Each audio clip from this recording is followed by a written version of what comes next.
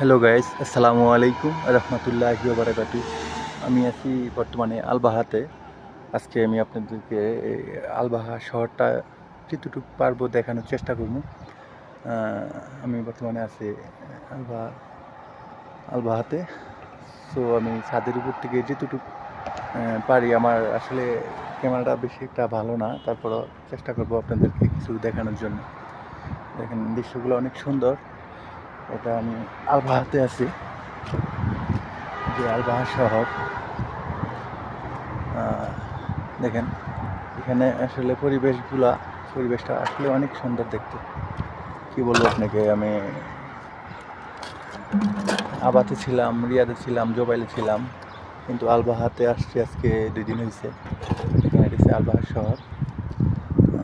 আসলে দৃশ্যগুলো আমার কাছে অনেক ভালো লাগতেছে, যে